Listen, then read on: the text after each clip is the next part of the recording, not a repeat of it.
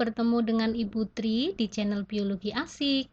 Pada kesempatan kali ini kita akan belajar tentang metabolisme.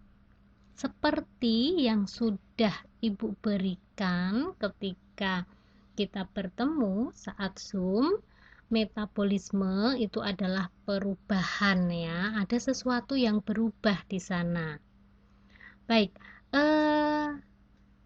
sebelum nanti kita mempelajari lebih lanjut tentang metabolisme, nah pernah nggak kalian bertemu dengan keadaan atau mungkin pernah membaca ada orang yang makan banyak tetapi tubuhnya itu nggak bisa gendut gitu ya, jadi berat badannya itu tetap stabil, tetapi ada yang makan itu hanya sehari sekali atau 2 kali tapi berat badannya itu sudah bisa bertambah terus-menerus, seperti itu, seperti tidak terkendali. Nah, kalau kalian mungkin mengingat hal-hal seperti itu, nah ini ada hubungannya dengan metabolisme. Nah, ini ada 3 faktor yang mempengaruhi metabolisme. Yang pertama itu adalah faktor genetik. Nah, faktor genetik itu faktor yang tidak bisa kita kendalikan. Ketika mungkin menemui keadaan kok makan banyak tapi badannya tetap segitu-segitu aja, makan sedikit tapi cepet banget naik berat badannya. Nah, ini salah satunya adalah karena ada faktor genetik. Kemudian jenis kelamin dan usia. Nah, ini berhubungan dengan yang namanya metabolisme. Nah, metabolisme di dalam tubuh. Metabolisme itu apa? Metabolisme di dalam tubuh ini berhubungan dengan bagaimana makanan yang masuk ke dalam tubuh. Nah, makanan yang masuk ke dalam tubuh ini dirubah menjadi energi.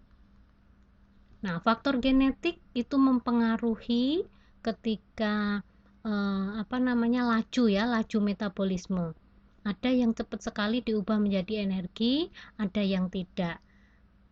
Ketika makanan itu lebih cepat diubah menjadi energi, maka biasanya tidak sempat menjadi lemak ya, jadi dia akan diubah menjadi energi kemudian digunakan.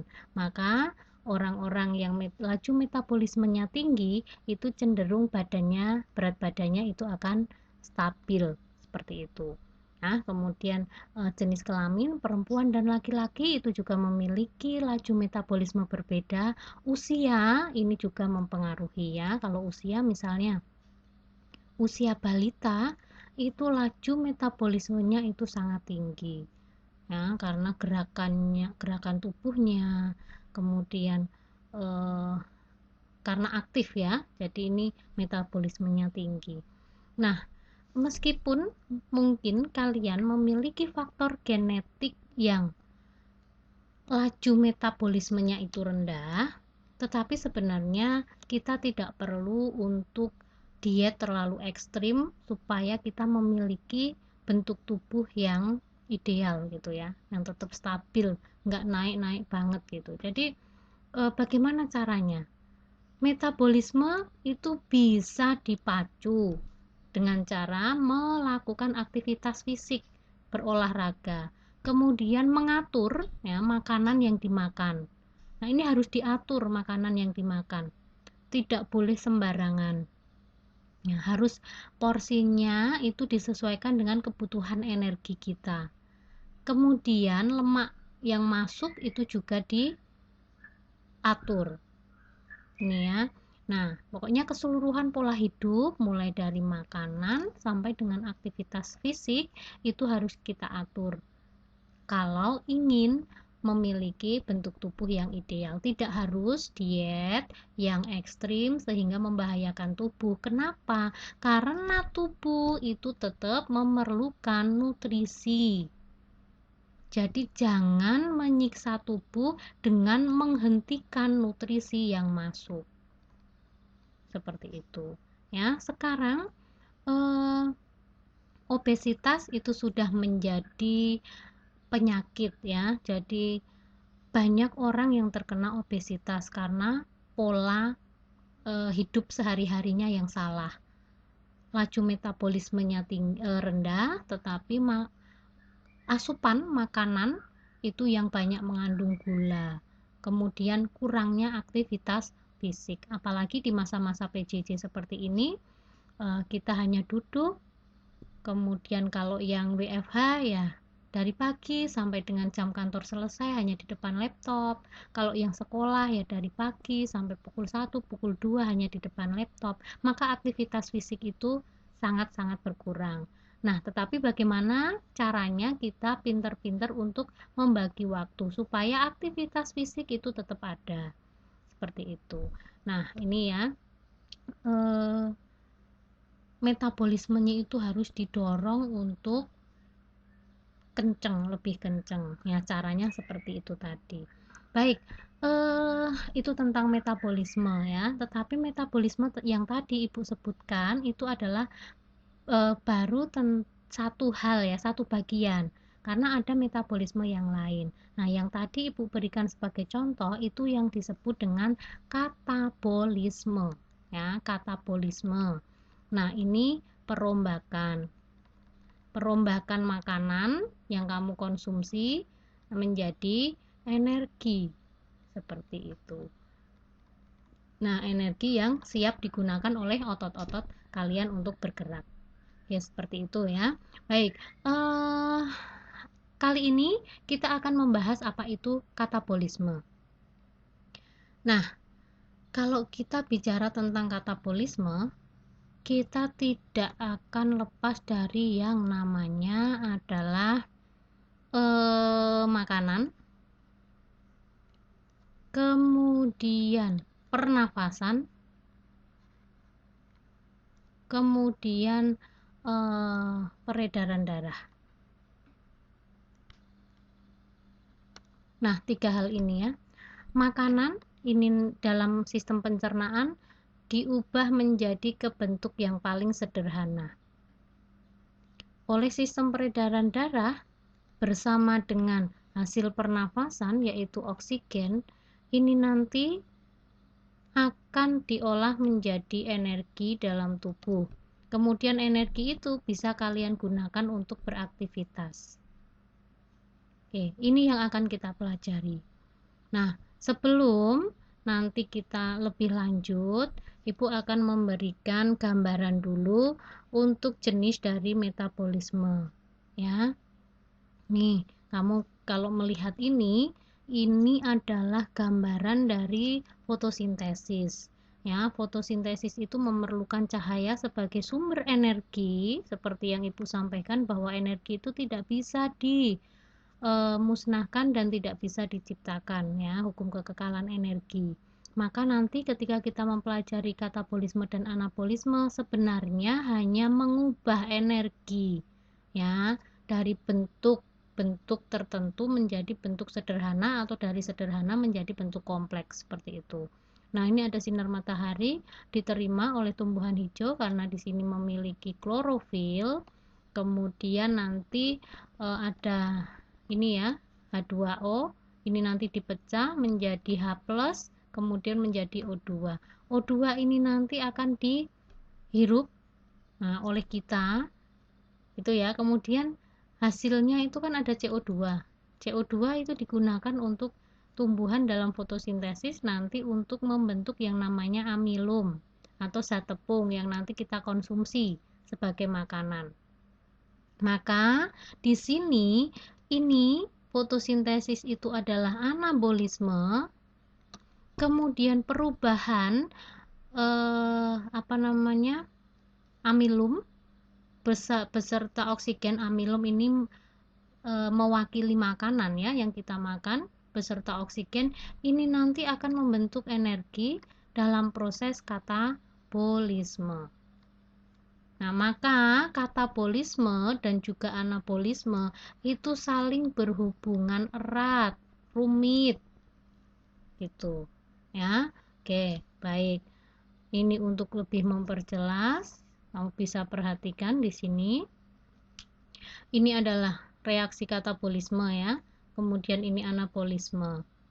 Ini transfer energi dari molekul kompleks menjadi ATP. Molekul kompleksnya tadi adalah, contohnya adalah amilum, zat tepung. Nah, diubah menjadi energi.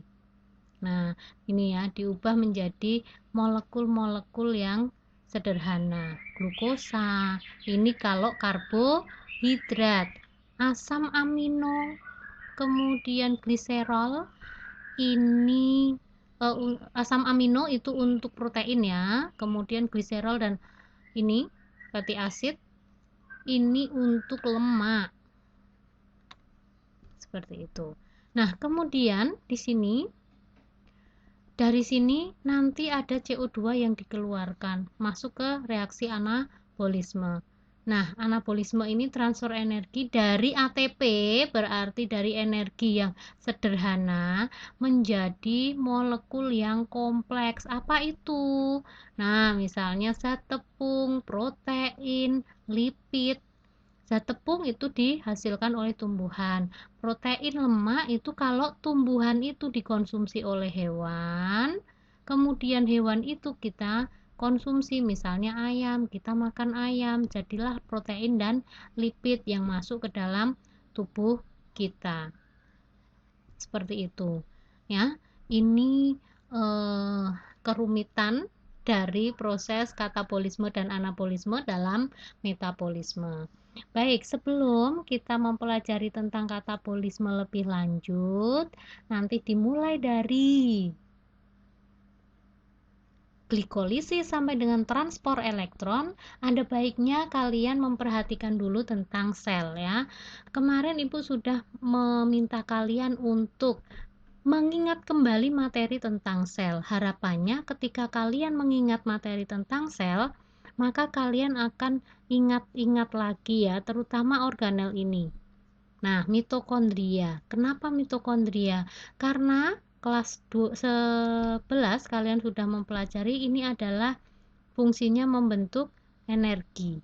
Tetapi seperti apa sih membentuk energinya? Nah, akan kita pelajari di sini. Ini gambaran dari respirasi seluler yang nanti kita pelajari ya. Ada glikolisis, kemudian pembentukan asetil-CoA, yang ketiga daur Krebs, yang keempat adalah transport elektron. Gambaran di sini ini adalah bentuk dari sel. Misalnya sel seperti ini. Ini ada mitokondria di sini ya. Nah, ini bagian di sini adalah bagian sitoplasma. Nanti untuk rangkaian glikolisis itu akan terjadi di sitoplasma. Ya, ini perubahan gula menjadi asam pirufat terjadi di sitoplasma. Kemudian pembentukan asetil koenzim A itu disebut sebagai reaksi antara. Nanti antara sitoplasma masuk ke dalam mitokondria. Kemudian nanti di dalam mitokondria ada daur Krebs dan juga nanti di membran dalam mitokondria itu ada transport elektron yang menghasilkan ATP atau energi yang akan kalian gunakan untuk bergerak. Ya, otot kalian gunakan untuk itu. Baik, sebelum masuk ke glikolisis ada baiknya kalian melihat dulu ini adalah struktur dari glukosa. Ya, glukosa itu memiliki 6 atom C, karena nanti ketika Ibu menjelaskan supaya kamu nggak bingung ya, ini struktur kimia, nah atom-atom dari glukosa. Ini atom C ya, ada 1, 2, 3, 4, 5, 6, dia punya 6 atom C, glukosa itu. Kemudian, ini adalah ATP, adenosin trifosfat, C10H16N5O13P3. Ya, ini C-nya ada berapa? 1, 2, 3, 4, 5, 6, 7, 8, 9, 10. Ada 10, betul. H-nya ada 16, silahkan nanti dihitung. Kemudian N-nya ada 5, 1, 2, 3, 4, 5. kemudian O, ini ada 13, fosfatnya ada 3. Maka disebut sebagai adenosin. Ini adalah adenin. Nih ya, ini adenin. Kemudian ini itu fosfatnya, trifosfatnya. Kemudian ini adalah gula ribosa. Nah, modelnya seperti ini ya. Oke, ini yang warnanya hitam ini mewakili atom C. Yang warnanya biru N gitu. Ya, yang warnanya oranye itu fosfatnya. Ini adeninnya, ini ribosanya, ini fosfatnya. Nah, nanti selain kamu akan ketemu dengan kata-kata ATP, ada juga yang namanya ADP, adenosin difosfat. Kalau ini trifosfat karena fosfatnya ada 3. Kalau ini nanti ADP, strukturnya hampir sama, hanya kehilangan satu gugus fosfat menjadi ADP. Seperti itu. Ya, baik. Jadi jangan bingung nanti glukosa itu seperti apa strukturnya, ATP seperti apa. Selanjutnya, nah tadi ya seperti yang sudah Ibu sampaikan tahapan katabolisme. Yang pertama dulu yang akan kita pelajari yaitu glikolisis.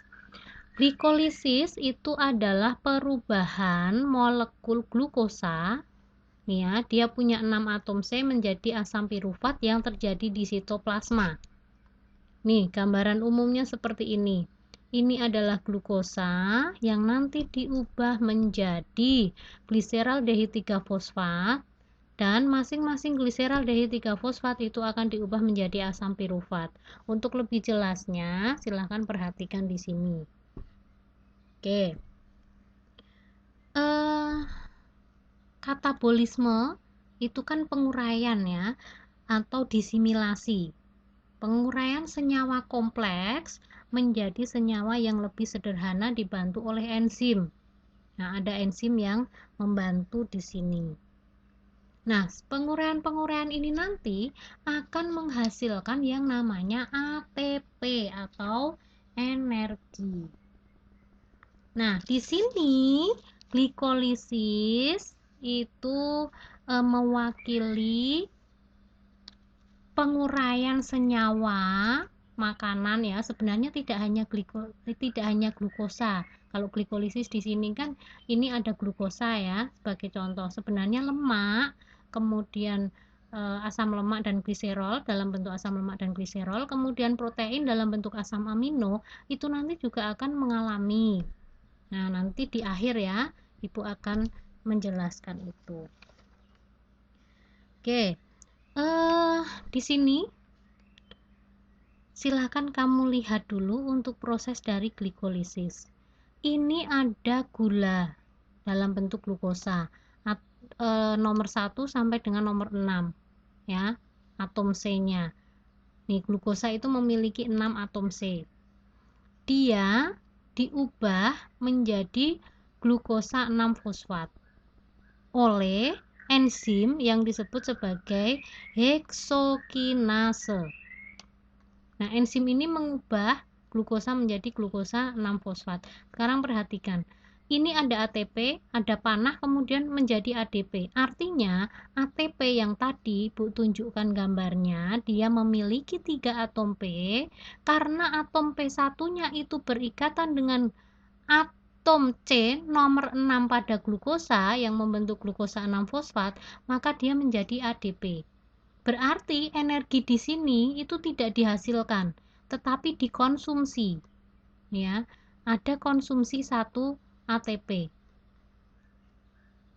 Nih ya, 1 molekul glukosa dengan 6 atom C diubah menjadi glukosa 6 fosfat, ketambahan 1 atom P, atom fosfat dari ATP. Kemudian glukosa 6 fosfat diubah menjadi fruktosa 6 fosfat. Ya. Nih, dibantu oleh enzim namanya adalah fosfoglukoisomerase. Nah, enzim ini mengubah glukosa 6 fosfat menjadi fruktosa 6 fosfat. Fruktosa 6 fosfat diubah menjadi fruktosa 1,6 difosfat. Kenapa 16 difosfat? Di itu artinya ada 2 fosfat, ada di atom C nomor 1 dan atom C nomor 6. Nah, nih, atom C nomor 1, atom C nomor 6. Nah, di sini ada ATP yang dikonsumsi kembali.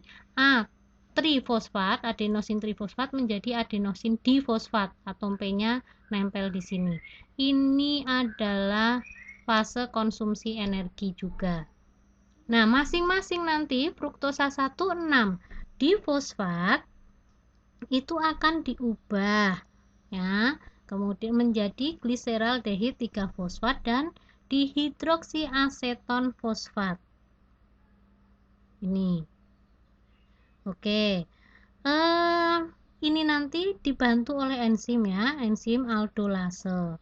Kemudian sebenarnya ini di hidroksiaseton fosfat ini mirip dengan gliseraldehid 3 fosfat. Hanya kalau ini di atom C nomor 1, ini fosfatnya ada di atom C nomor 3. Kan tinggal 1, 2, 3 seperti itu.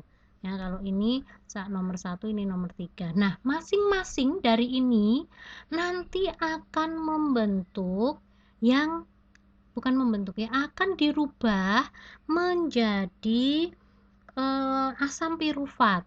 Ya, di fase yang pertama diubah menjadi gliseraldehid 3 fosfat dan dihidroksiaseton fosfat glukosanya, baru nanti gliseraldehid 3 fosfat dan dihidroksiaseton fosfat ini diubah menjadi asam pirufat.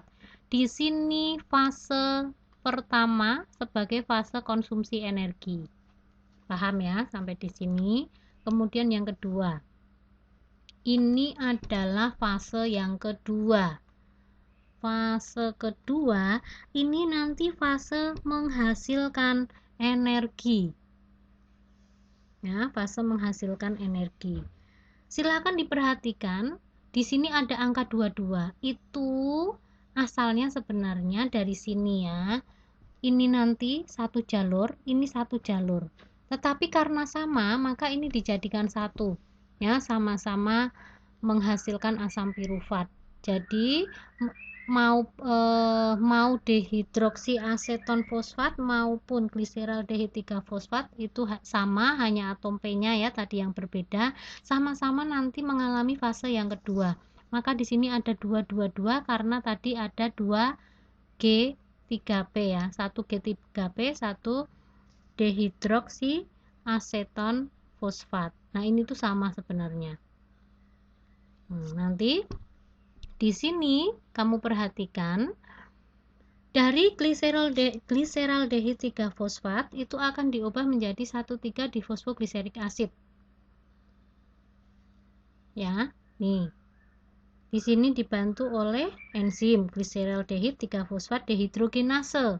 Ini ada enzim yang membantu. Nah, di sini atom P itu dilepas dari G3P tadi. Atom P-nya itu nanti masing-masing ada di nomor 1 dan nomor 3. Maka disebut 1,3 difosfoglyceric acid. Ya. Nah, karena ada atom P yang masuk ke sini, maka ada H yang dilepas. Maka H ini nanti berikatan dengan NAD menjadi NADH. Itu ya. Kemudian 1,3 difosfoglycerid acid berubah menjadi 3 fosfoglyceric acid. Ini di sini kamu perhatikan. Oh, ada ATP yang dilepas. Nih, nomor 1 hilang ATP-nya.